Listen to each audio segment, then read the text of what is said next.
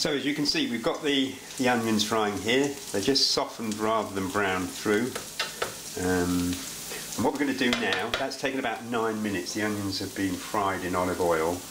What we're going to do now is add the garlic, the spring onions, the thyme and the red peppers. In they go.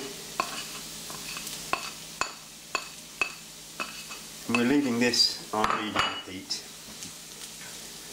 Stir those in. Now add the red wine. And follow that with the stock. I suggest adding about 3/4 of the stock. You can add the rest as the lentils absorb the water. They absorb it at a different rate sometimes, so you don't quite know how much water is needed. So that's the stock, and finally we're going to add the red lentils. In they go. We boiled these for 10 minutes beforehand, well about 5 minutes actually beforehand, according to the pack instructions. So we suggest you read the pack instructions of the lentils you're using and follow that. But we're going to cook this now on a medium heat for about 30 minutes. And we'll just stir it all in. And the next thing I'll do, and you'll see me back in about 25-30 minutes, is to chop up the chorizo. Okay, so in a few minutes time.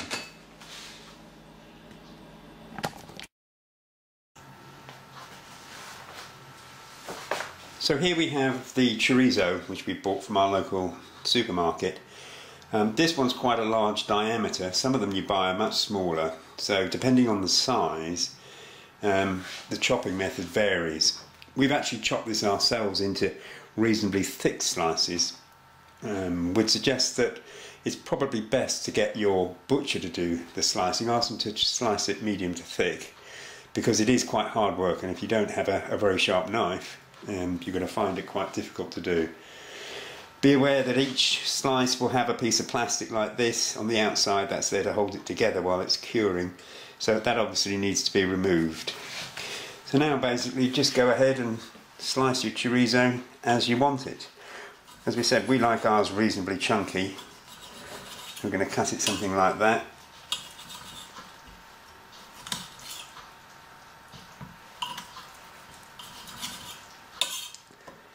And do this for the remainder of the slices.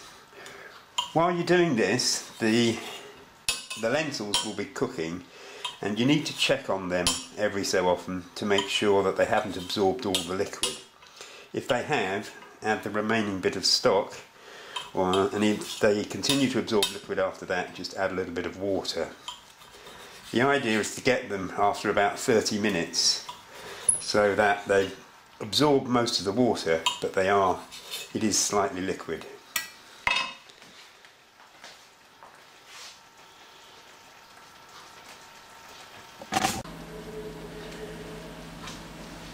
As you can see, the lentils have absorbed most of the liquid now, and it's nearing its complete cooking time. So what we're going to do is add in the chorizo.